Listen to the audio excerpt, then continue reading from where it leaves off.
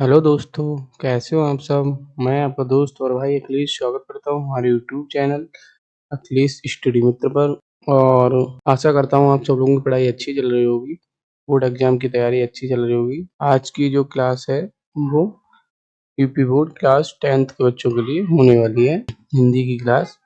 और इसमें आज हम लोग पढ़ने वाले हैं महादेवी वर्मा का जीवन परिचय एवं साहित्यिक परिचय। तो चलिए स्टार्ट करते हैं बिना टाइम वेस्ट किए हुए। तो महादेवी वर्मा जी का जन्म 26 मार्च 1907 ईस्वी को हुआ था। एक मिनट में आपको ये हाईलाइट करते हुए दिखाता हूँ। महादेवी वर्मा जी का जन्म 26 मार्च 1907 ईस्वी को हुआ था और इनका जन्म स्थान फर्रुखाबाद उत्तर प्रदेश है। इनके पिता का नाम गोविंद प्रसाद वर्मा था। महादेवी वर्मा जी की माता जी का नाम इंद्रानी देवी था। इन्होंने शिक्षा विश्वविद्यालय इलाहाबाद विश्वविद्यालय से संस्कृत से एमए किया था। मतलब प्रयागराज विश्वविद्यालय से संस्कृत से एमए किया था, इलाहाबाद जो प्रयागराज हो गया है। साहित्य की छायावाद की प्रमुख कवयित्री, जैसे इस उपाधि, इनके लिए कौन कौन सी उपाधियां देंगी तो आधुनिक मीरा और नारी चेतना की प्रवक्ता। विवाह, इनका विवाह स्वरूप नारायण वर्मा से हुआ था, जिन्हों मतलब जो ये उनसे अलग रहती थी, उनके साथ नहीं रहती थी। स्वरूप नारायण वर्मा स्वरूप नारायण वर्मा से हुआ था। मृत्यु 11 सितंबर 1987 ईस्वी को इलाहाबाद में हुई थी। इनकी मृत्यु 11 सितंबर 1987 ईस्वी को इलाहाबाद में हुई थी।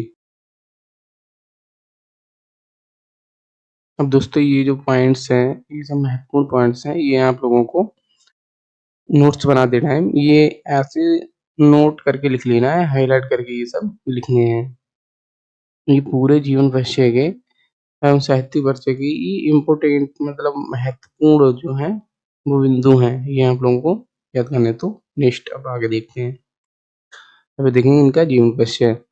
और एक बात मैं आप लोगों को पहले ही बता देना चाहता हूँ, ये जो मैंने रेड कलर से ये हाईलाइट किया हुआ है, ये सब इम्पोर्टेंट हैं। ये आप लोगों को हाईलाइट करके ही लिखने हैं। हाईलाइट करोगे इनसे फायदा ये होगा आपको कि जैसे आप जब इससे याद कर रहे होगे, इसे पढ़ रहे होगे, तो सबसे पहले आपकी नज़र जो है वो इन पॉइंट्स पर जाएगी, रेड वालों पर, जिससे कि ये आपको पहले याद होंगे।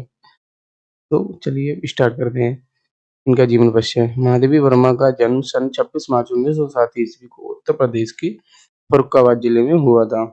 उनके पिता का नाम गोविंद प्रसाद वर्मा था, जो एक शिक्षक थे, और माता का नाम हेमरानी देवी था, जो धार्मिक प्रवृत्ति की महिला थीं।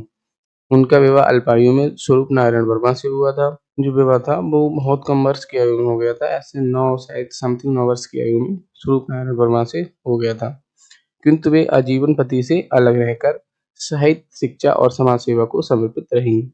उन्होंने अपनी उच्च शिक्षा इलाहाबाद विश्वविद्यालय से प्राप्त की और संस्कृत विषय से एमए किया।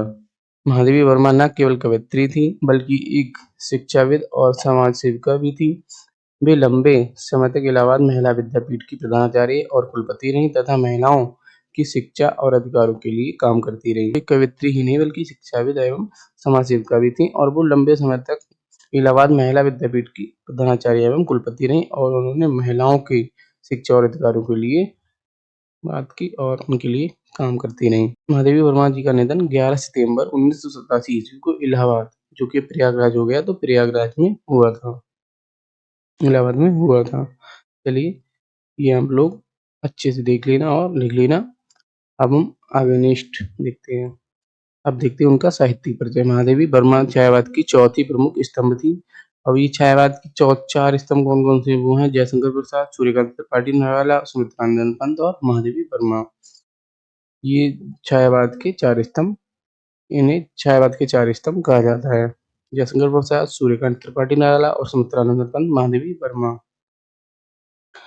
आगे उनकी कविताओं में करुणा, पीड़ा, आत्मसंवाद, नारी चेतना और आध्यात्मिकता का गहन स्वर दिखाई देता है। उन्हें आधुनिक मीरा कहा गया है। ये आपको थोड़ा ध्यान रखना, आधुनिक मीरा कहा गया है। गद्य साहित्य में भी उन्होंने महत्वपूर्ण योगदान दिया। श्रृंखला की कड़ियां जैसी रचना ने नारी को नया आयाम दिया। अब नेक्स्ट देखते हैं, ये साहित्य परिचय हो गया था हम लोगों का। प्रमुख रचनाएं, अब इनकी हम लोग रचनाएं देखेंगे। काव्य संग्रह।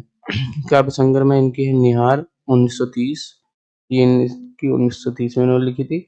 उसके बाद रहस्यम है, ये 1932, उसके बाद नीरजा है, ये 1934, उसके बाद संध्या गीत है, ये 1936 और दीपशिखा 1942। और यामा जो है इनकी वो 1950। इन रचनाओं के कारण इन रचनाओं के कारण ही उन्हें आधुनिक मीरा कहा गया। श्रृंखला की कड़ियाँ नारी विमर्श पर आधारित अतीत के चलचित्र, संस्मरण है, स्मृति की रेखाएं, आत्मकथा लेख, पक्षी की दृष्टि, निबंध संग्रह। ये अब नेक्स्ट देखते हैं, ये इनकी रचनाएं हो गई। नेक्स्ट है इनके पुरस्कार, इन्हें किन किन पुरस्कारों से सम्मानित किया गया था।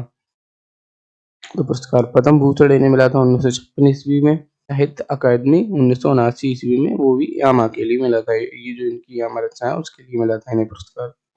फिर उसके बाद ज्ञानपीठ पुरस्कार मिला था 1982 ईस्वी में, वो भी यामा के लिए मिला था। और पद्म विभूषण मिला था 1988 ईस्वी में, वो इनकी मृत्यु के बाद मिला था, मरणोपरांत, मतलब इनकी मृत्यु के बाद दिया गया था। नेक्स्ट निष्कर्ष। अब ये निष्कर्ष लिखना इसलिए जरूरी होता है क्योंकि इससे जो एग्जामिनर होता है, जो कॉपी चेक करने वाला होता है कोई भी टीचर से, उससे ऐसे पता लगता है कि हाँ बच्चे ने अच्छे से लिखा है, उसने इससे क्या सीखा है इनसे।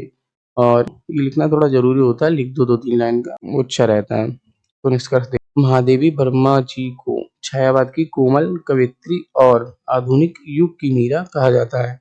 उन्होंने अपने साहित्य के माध्यम से स्त्रियों की पीड़ा, करुणा और आत्मबल को स्वर दिया। वे हिंदी साहित्य में सदा अमर रहेंगी। दोस्तों ये हो गया, एक सेकेंड, ये हो गया हमारा महादेवी वर्मा जी का जीवन परिचय एवं साहित्यिक परिचय।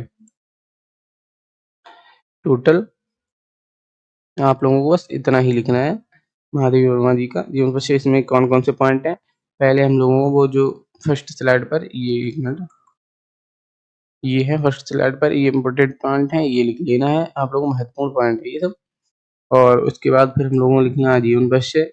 जीवन परिचय भी शॉर्ट में ही लिखा हुआ है, महत्वपूर्ण चीजें लिखी हुई हैं जो जो आप लोगों के लिए जरूरी हैं। उसके बाद साहित्यिक परिचय, साहित्यिक परिचय में भी ये बहुत छोटा सा ही मैंने लिखा है। और उसके बाद प्रमुख रचनाएं, रचनाएं भी यही हैं, बस आप लोग यही देख लेनी है, यही आप लोगों के लिए काफी है। उसके बाद पुरस्कार हैं ये 4, और उसके बाद निष्कर्ष लिख देना है हमें, बस हमारा कंप्लीट हो जाएगा ये 5 नंबर का जीवन परिचय। और अगर आप लोगों को इस क्लास में कोई डाउट हो या कुछ समझ नहीं आ रहा हो तो आप लोग कमेंट सेक्शन में पूछ सकते हैं, कमेंट करके। और आप लोगों को इसकी पीडीएफ मिल जाएगी हमारे टेलीग्राम चैनल अखिलेश स्टडी मित्र पर, इसे ज्वाइन कर लीजिए आप और वहां से पीडीएफ डाउनलोड कर लीजिए। वो पीडीएफ जो है आपको नोट्स बनाने में भी हेल्प करेगी और पढ़ने में भी हेल्प करेगी। चाहे तो आप उसे ऐसे प्रिंट करवा के वो यूज कर सकते हैं, ऐसे ही आपको नोट्स बनाने की जरूरत नहीं है। और ये हमारे इंस्टाग्राम हैंडल नेम है, आप यहाँ भी जाकर फॉलो कर सकते हैं, यहाँ भी आपको अपडेट्स मिलते रहेंगे। और ये तो यूट्यूब चैनल है ही अखिलेश स्टडी मित्र, जिसपे आप लोग ये क्लास देख रहे हैं। तो चैनल को सब्सक्राइब करिए, वीडियो अच्छी लगी हो तो लाइक करिए और अपने दोस्तों के साथ शेयर करिए। और पढ़ाई करते रहिए, स्वस्थ रहिए, मस्त रहिए। जय हिंद, जय भारत।